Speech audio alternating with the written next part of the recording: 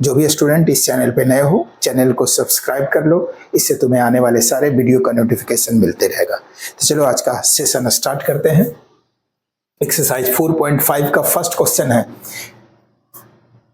Examine the consistency of the system of equation exercises 1 to 6, यानी question number 1 to 6 में सिर्फ इसका consistency बताना है।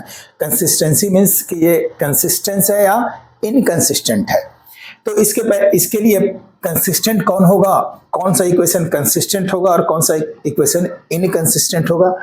सबसे पहले हम इस इक्वेशन को मैट्रिक्स फॉर्म में लिखेंगे। तो यदि इसको हम मैट्रिक्स फॉर्म में लिखेंगे तो ये जो कोफिशिएंट होगा, कोफिशिएंट वेरिएबल का जो कोफिशिएंट होगा वो एक मैट्रिक्स में आएगा, यानी 1 2 2 3 एंड इसके साथ मल्टीप्लाई होगा वेरिएबल्स। वेरिएबल यहाँ है x एंड y और is equal to right side होगा, इक्वल टू के राइट साइड होगा कांस्टेंट टर्म, तो यहाँ 2/3 और ये सब मैट्रिक्स का एक नेमिंग देंगे। सपोज दैट हम इसको a नेमिंग दे देंगे, a equal to matrix a naming देंगे तो 1 2 2 3 ये मैट्रिक्स a हो गया। एंड जो वेरिएबल है उसको x, मैट्रिक्स x इसका नेमिंग देंगे तो यहाँ होगा x एंड y वेरिएबल हो जाएगा और कांस्टेंट टर्म को b लिखेंगे और b इक्वल टू होगा, b equal to constant term को हम b लिखेंगे तो ये b इक्वल टू 2 एंड 3।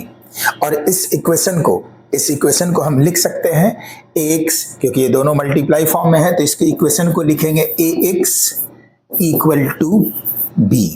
ये किस फॉर्म में है, ax इक्वल टू b। और यदि हमको इसका डिटर्मिनेंट फाइंड करना है, इनवर्स फाइंड करना है a का, x का वैल्यू फाइंड करना है, यानी तो यहाँ x किस में है, x मैट्रिक्स में है वेरिएबल्स यानी xy, x का वैल्यू फाइंड करना है तो हमें क्या फाइंड करना होगा, ए राइट साइड जाएगा a इनवर्स इनटू b, यानी x फाइंड करने के लिए सारे इक्वेशन में हमें यही करना होगा, x equal to a inverse into b find करना होगा। लेकिन अभी हमें इस क्वेश्चन में इनवर्स फाइंड नहीं करना है, ठीक है, यानी इनवर्स फाइंड नहीं करने की जरूरत है, यानी हमें एक्स वाई का वैल्यू फाइंड करना ही नहीं है, सिर्फ कंसिस्टेंसी पूछा गया है। तो कंसिस्टेंसी कैसे फाइंड करेंगे, कोई भी मैट्रिक्स सपोज दैट इसके वेरिएबल्स का कांस्टेंट है, उसको एक ए मैट्रिक्स लिए हैं, तो यदि ए का डिटर्मिनेंट 0 आ जाता है, पहले ये ले लो नॉट इक्वल टू 0, यदि डिटर्मिनेंट ए का वैल्यू 0 के इक्वल नहीं है, if determinant of a is not equal to 0, then आगे कुछ नहीं करना है, यहां लिख देना है देन दिस इज कंसिस्टेंट। तो इसको लिख देना है कि ये कंसिस्टेंट है और सॉल्यूशन कैसा होगा इसका, तो ये यूनिक सॉल्यूशन होगा, यूनिक सॉल्यूशन,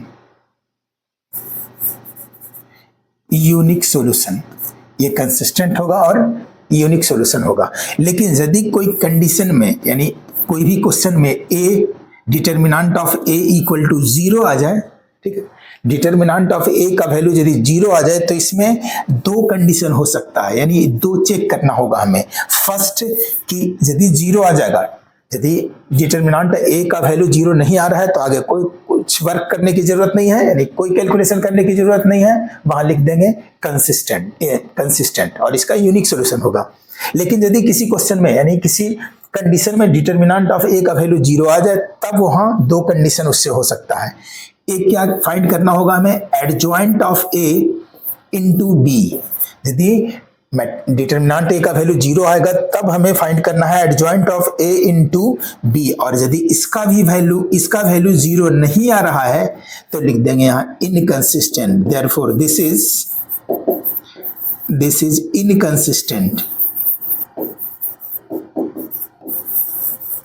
इनकंसिस्टेंट और इसका नो सॉल्यूशन होगा, no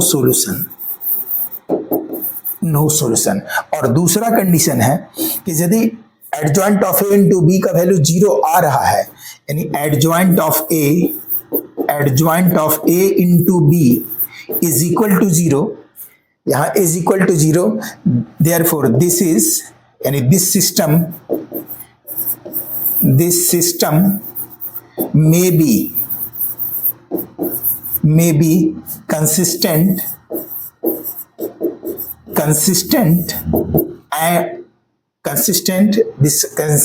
this equation may be either consistent or inconsistent, और इस कंडीशन में ये या तो many solution, infinitely many solution और नो सॉल्यूशन, ये दोनों पॉसिबल है। ठीक है, तो सबसे पहले कोई भी कंसिस्टेंसी चेक करना है तो उसका डिटर्मिनेंट का वैल्यू फाइंड करेंगे। 0 आ रहा है तो वो कंसिस्टेंट है, आगे कोई कैलकुलेशन करने की जरूरत नहीं है। लेकिन यदि 0 नहीं आ रहा है तो लिख देंगे कंसिस्टेंट है, और यदि 0 आ रहा है तब इसमें हमें फाइंड करना होगा adjoint of A into B, और adjoint of A into B not equal to 0 तो ये इनकंसिस्टेंट, नो सॉल्यूशन। और adjoint of A into B का वैल्यू यदि 0 आ रहा है तो उसमें कंसिस्टेंस भी हो सकता है, इनकंसिस्टेंट भी हो सकता है। तो चलो यहाँ हमें डिटर्मिनेंट ए का वैल्यू फाइंड करना होगा।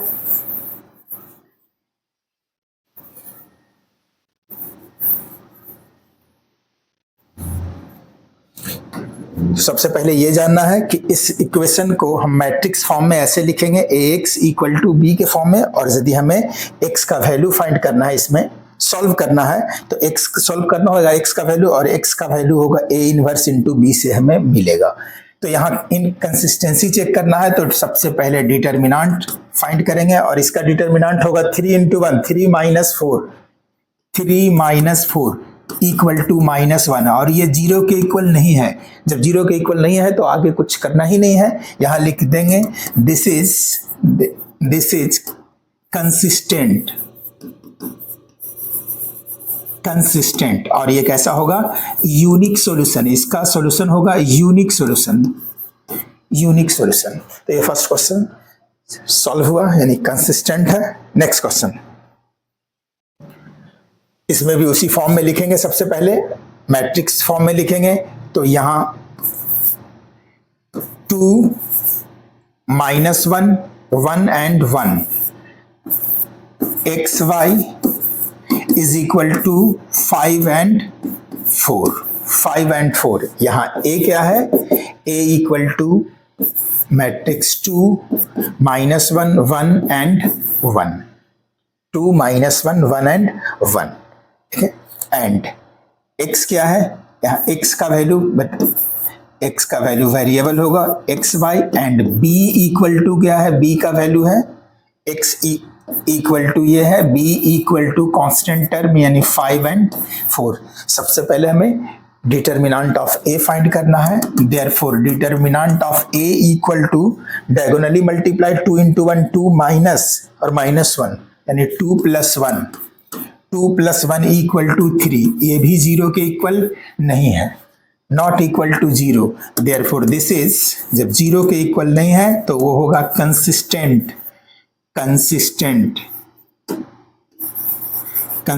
और इसका सॉल्यूशन कैसा होगा, यूनिक सॉल्यूशन।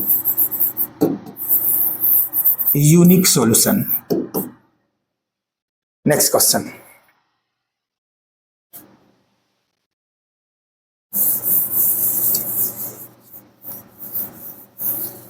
थर्ड क्वेश्चन ये है। थर्ड क्वेश्चन में इसको पहले मैट्रिक्स फॉर्म में लिखेंगे। x का कोफिशिएंट 1 है, y का कोफिशिएंट 3 है, एंड x का कोफिशिएंट यहाँ 2 है, y का 6 है, इनटू xy इक्वल टू 5 8 ये है। यहाँ a equal to matrix a का वैल्यू है 1 3 2 6, एंड x का वैल्यू है matrix x equal to variable इसको xy, and b equal to constant term and 5 8।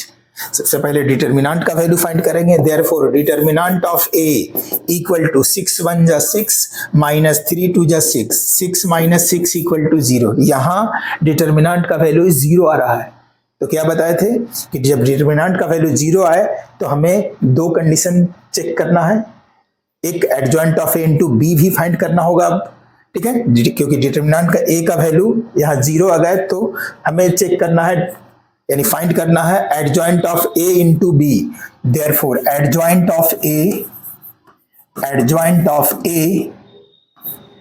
Is equal to, adjoint of A कैसे find करेंगे, 2 क्रॉस 2 मैट्रिक्स का adjoint find करने का शॉर्ट मेथड बताए थे 1 3 2 6। मैट्रिक्स ये है 1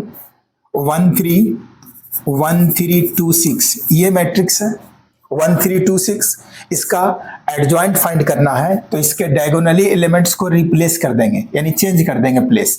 6 के प्लेस पे यहाँ 1 आ जाएगा, 1 के प्लेस पे 6 आ जाएगा, तो लिख देते हैं 6 and 1, डायगोनली रिप्लेस कर दिए।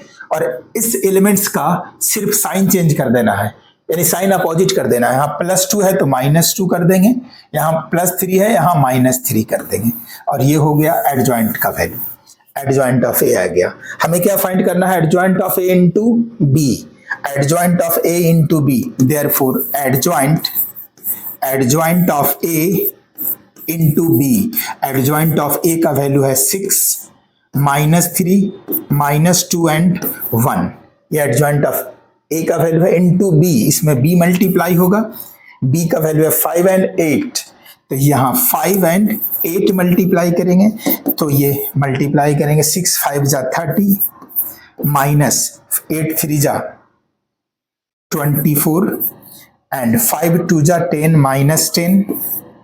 -10 plus 8 is equal to 30 minus 24 6, तो ये 6 और -10 प्लस 8 -2 यानी adjoint of A into B का वैल्यू ये आ रहा है, यानी 0 मल्टीप्लिक्स नहीं आ रहा है, नॉट इक्वल टू 0, तो यहाँ लिखेंगे नॉट इक्वल टू 0। तो ये कंडीशन क्या बताए थे कि जब adjoint of A into B not equal to 0 तो ये कैसा है, इनकंसिस्टेंट है। देयरफॉर दिस इज यानी this system of equation is inconsistent, this is inconsistent और इसका नो सॉल्यूशन। तो ये थर्ड सॉल्व होगा। नेक्स्ट 4th नंबर, अब ये 3 क्रॉस 3 का है, कोई मेथड वही रहेगा जो 2 क्रॉस 2 का था, वही मेथड रहेगा। तो ए इसमें इसको किस फॉर्म में, सबसे पहले मैट्रिक्स फॉर्म में लिखेंगे, मैट्रिक्स फॉर्म में लिखेंगे सारे वेरिएबल का ये coefficient 1 1 1 1 1 1 2 3 2 2 3 2 a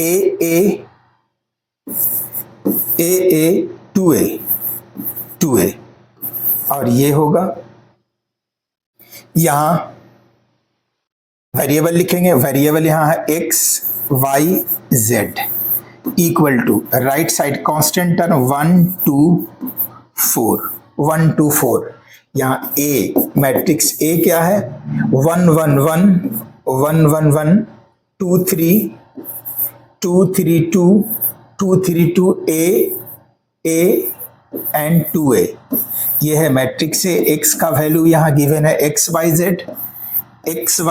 and b equal to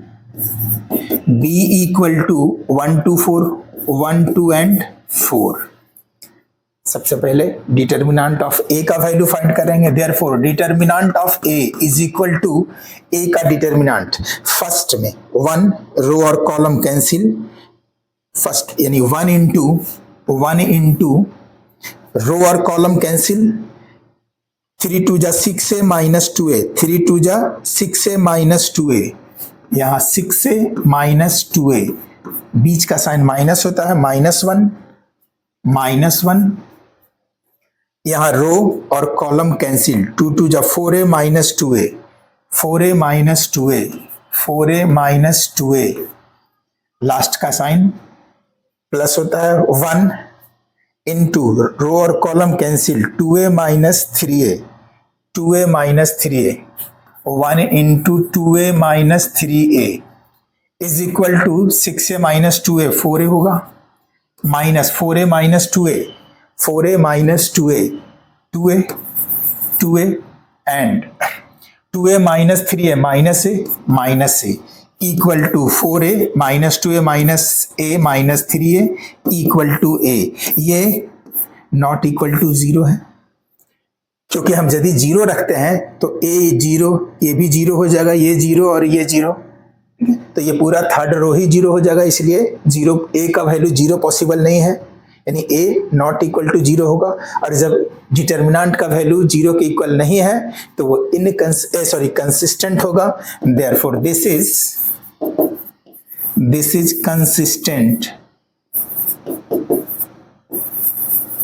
consistent and unique solution। तो ये कंसिस्टेंट है और इसका यूनिक सॉल्यूशन होगा। नेक्स्ट, इसको सबसे पहले मैट्रिक्स फॉर्म में लिखेंगे। Coefficient 3 -1 and -2 2 -1। यहां देखेंगे x का वेरिएबल नहीं है, यानी x वेरिएबल सेकेंड रो में नहीं है, तो जहां जिसका वेरिएबल नहीं होगा वहां 0 होगा, तो ये 0 हो गया। ठीक है, y का वेरिएबल 2 है तो यहाँ 2 लिखेंगे। z का वेरिएबल z का कांस्टेंट y का कांस्टेंट 2 है, क्योंकि यहाँ x टर्म है ही नहीं, x का टर्म नहीं है सेकेंड रो में, तो 0 आ जाएगा। y का कोफिशिएंट है 2, z का कोफिशिएंट है -1 एंड यहाँ x y है, z नहीं है, तो z के प्लेस पे 0 होगा, यानी x का कोफिशिएंट 3 यहाँ लिखेंगे, y का कोफिशिएंट -5 यहाँ लिखेंगे, z नहीं है यहाँ 0 लिखेंगे। ठीक है, x का कोफिशिएंट 3 -1 एंड 2, यहाँ x का कोफिशिएंट नहीं है सेकंड रो में 0, y का कोफिशिएंट 2 एंड z का कोफिशिएंट -3, x का कोफिशिएंट थर्ड रो में 3, y का कोफिशिएंट -5 और थर्ड रो में z नहीं है तो वो 0 होगा। Into x Y z variable क्या है, x Y z is equal to b constant term 2 -1 and 3, 2 -1 and 3। यहाँ a equal to 3 -1 and -2, 0 to 1 0 to -1, 3 -5 and 0। ये a है, a का वैल्यू है x इक्वल टू, ये x का वैल्यू है एक्स वाई जेड एंड ये b का वैल्यू है 2 -1 एंड 3। सबसे पहले डिटर्मिनेंट फाइंड करेंगे, तो determinant of a, therefore determinant of a is equal to 3, तो यहाँ 3 इंटू रो और कॉलम कैंसिल, 0 2 इंटू 0 0 -5 यानी -5, 0 -5 -5, बीच का साइन माइनस, लेकिन यहाँ ऑलरेडी माइनस है तो यहाँ +1 हो जाएगा। इंटू रो और कॉलम कैंसिल, 0 और माइनस, रो और कॉलम कैंसिल, 0 इंटू 0 0 -3 इंटू -1 यानी +3 होगा, 3 और लास्ट का साइन प्लस होता है, लेकिन यहाँ -2 है तो यहाँ प्लस माइनस हो जाएगा। -2 इंटू रो और कॉलम कैंसिल, -5 इंटू 0 0 और -3 2 जा 6 यानी -6 इज इक्वल टू 5 3 जा 15, -15 +3 -15, 5 3 जा 15 -15 +3 +12 +3 15 इक्वल टू -15 और +15 इक्वल टू 0। यहाँ डिटर्मिनेंट ऑफ a का वैल्यू 0 आ रहा है। जब डिटर्मिनेंट a का वैल्यू 0 आया तो इसके लिए आप फाइंड करना होगा adjoint of a into b, और एडजॉइंट फाइंड करने के लिए 3x3 ऑर्डर का एडजॉइंट मैट्रिक्स का एडजॉइंट फाइंड करने के लिए हमें सारे का कोफैक्टर्स चाहिए, सारे एलिमेंट्स का, तो ये कोफैक्टर्स फाइंड करेंगे। कोफैक्टर्स को शॉर्ट में a लिखते हैं, तो a11 जितने एलिमेंट है सारे का cofactors a11 equal to, formula है -1 to the power 1 + 1 into m11, यही कोफैक्टर्स फाइंड करने का फॉर्मूला है। -1 टू द पावर 1 + 1 2, यानी इवन नंबर तो ये +1 होगा।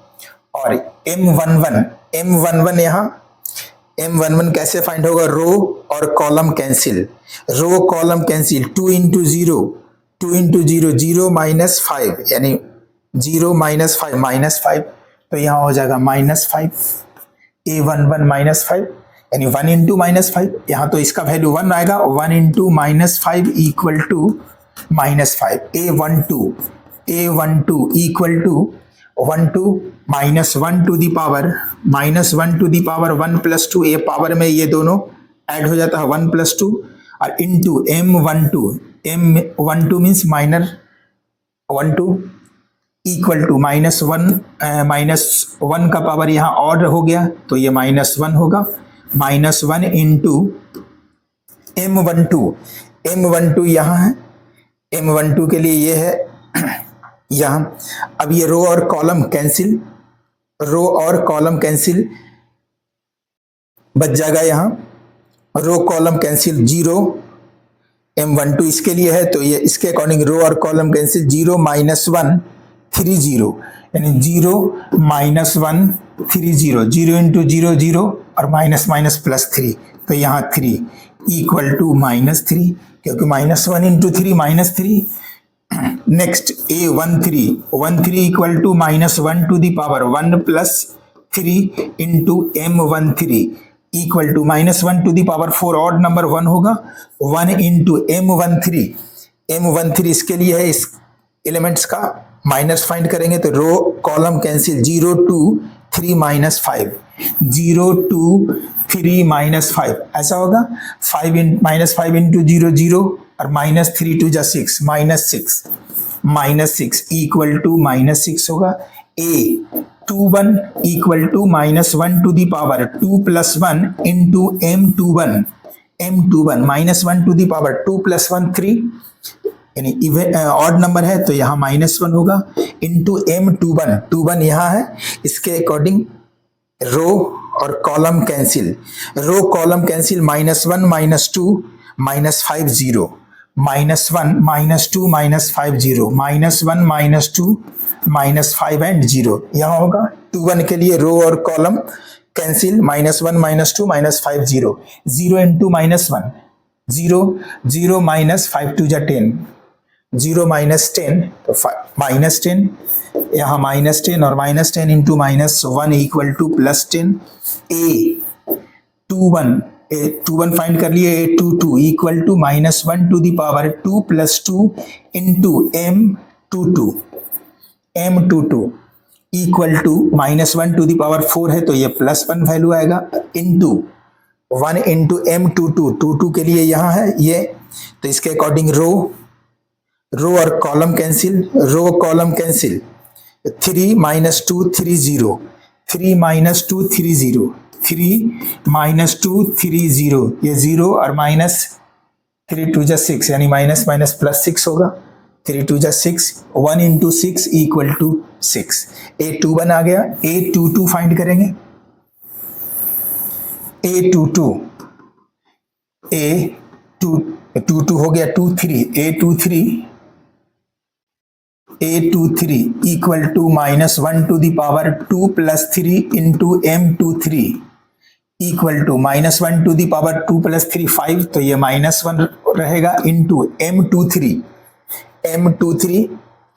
यहाँ है, इसके अकॉर्डिंग रो और कॉलम कैंसिल, 3 -1 3 -5, 3 -1 एंड 3 -1 एंड 3 -5, 3 -5 या क्या होगा, -15, 5 3 जा 15, -15 और +3, 5 3 जा 15, -15 और माइनस +3 इक्वल टू -12, यहाँ आएगा -12 और -12 इंटू -1 +12, इसका वैल्यू आएगा +12।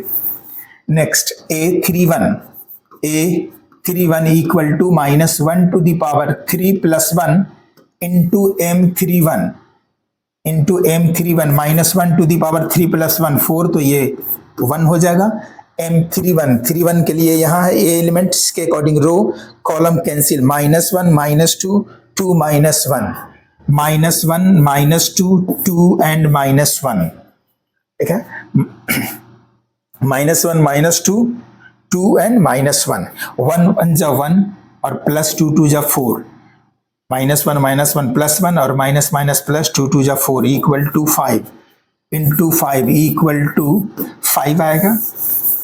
अब A32 equal to -1 to the power 3 + 2 into M32 -1 to the power 5 means odd number, तो ये -1 होगा इक्वल टू -1 इंटू M32 32 ये एलिमेंट्स है, इसके अकॉर्डिंग रो और column cancel, row column cancel 3 - 2 0 - 1 3 - 2 0 - 1 यानी इसका 3 - 2 0 - 1 ये एलिमेंट्स बचेगा।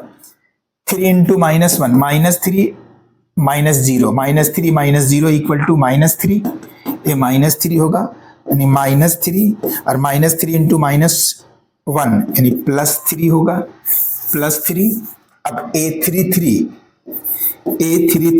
Equal to -1 to the power 3 + 3 into M33 equal to -1 to the power 3 + 3 6 यानी इवन नंबर, तो यहाँ 1 होगा 1 इंटू M33 के लिए ये है, ये रो और कॉलम कैंसिल 3 - 1 0 2 3 - 1 0 2 ये होगा।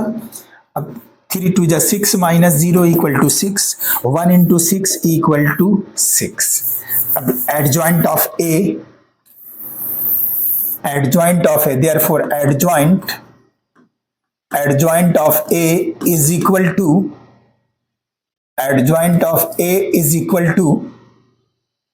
A11 A12 A13 A21 A22 A23 A31 A32 31 32 A33 और इसका ट्रांसपोज होता है, यही एडजॉइंट फाइंड करने का फॉर्मूला है। अब सारा कोफिशिएंट यानी ए क्या है, कोफिशिएंट है, वैल्यू पुट करेंगे कोफिशिएंट का A11 A12 A13 A11 -5 -3 -6 11 12 13 यानी -5 -3 एंड -6 -5 -3 -6, तो यहाँ -5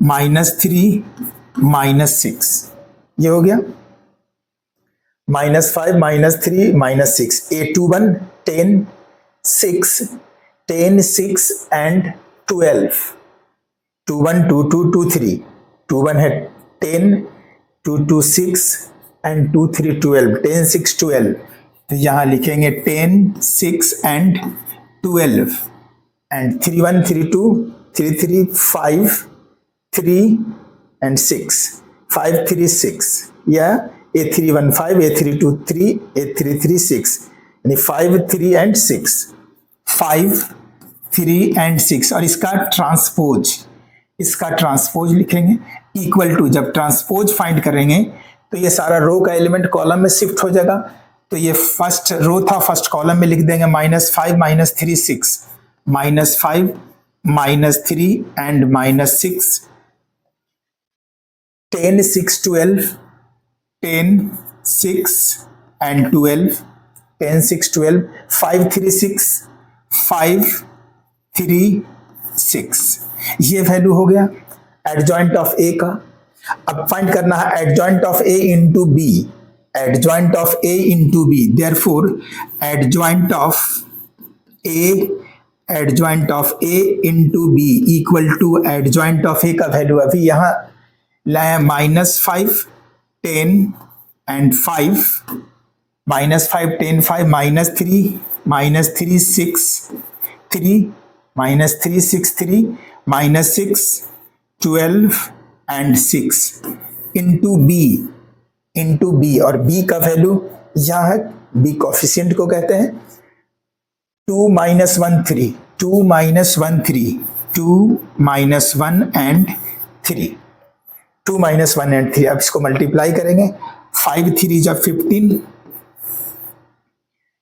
सॉरी 5 टू जा 5 माइनस 5 इंटू 2 माइनस 10 और 10 into minus 1 minus 10 5 into 3 plus 15 second column second row minus 3 into 2 minus 6 minus 3 two जा 6 माइनस 6 और plus 9 minus 6 into 2 minus 12 into minus 1 minus 12 और 6 3 जा 18 plus 18 is equal to सबको add कर देंगे 10 10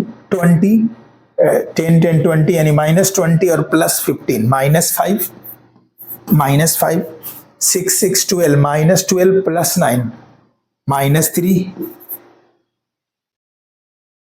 minus 12 minus 24 plus 6 minus 24 plus 6 होगा sorry minus 24 minus 12 minus 24 plus 18 minus 6 यहां minus 6 और ये नॉट इक्वल टू 0 यानी ये नल मैट्रिक्स के इक्वल नहीं है, ये जीरो मैट्रिक्स के इक्वल नहीं है। तो कंडीशन लिखाए थे कि यदि डिटर्मिनेंट ऑफ ए का वैल्यू 0 आ जाए तो क्या फाइंड करना है, adjoint of A into B, और यदि adjoint of A into B का वैल्यू 0 नहीं आ रहा है तो ये कैसा होगा, इनकंसिस्टेंट। देयरफॉर लिखेंगे देयरफॉर दिस इज इनकंसिस्टेंट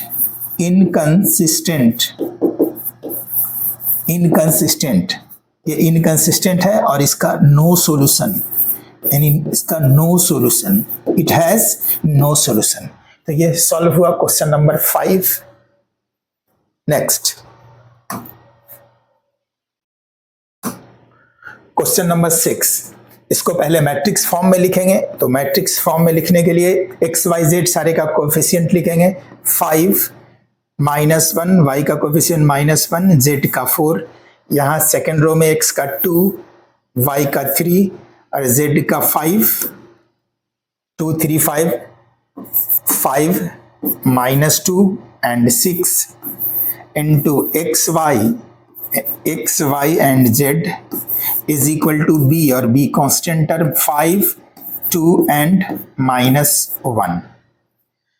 यहाँ ए मैट्रिक्स ए का वैल्यू है 5 minus 1 4, 5 minus 1 and 4, 2 3 5 2 3 5, 5 minus 2 6, 5 minus 2 and 6, and x का वैल्यू है x Y Z x equal to and b equal to 5 2 and minus 1। सबसे पहले determinant of A find करेंगे। A determinant of A first row के according expand करेंगे। 5 into row और column cancel, 6 3 जा 18 और प्लस 10, 18 प्लस 10, बीच का साइन माइनस है और यहाँ माइनस पहले से भी है तो ये प्लस हो जाएगा, प्लस 1। अब ये रो और कॉलम कैंसिल, 6 2 जा 12 माइनस 5 5 जा 25, 12 माइनस 25 लास्ट का साइन प्लस होता है, प्लस 4 यहाँ लिखेंगे। 4 इंटू रो और कॉलम कैंसिल, माइनस 4 2 2 जा 4, माइनस 4 और माइनस 15, माइनस 4 माइनस 5 3 जा 15, माइनस 4 माइनस 15। इसका वैल्यू फाइंड करेंगे। 18 और प्लस 10 28 इंटू 5 140, यानी 28 इंटू 5 140।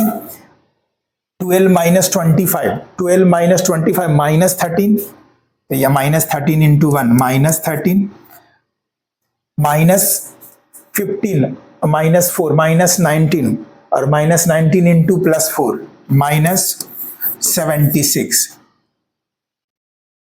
76।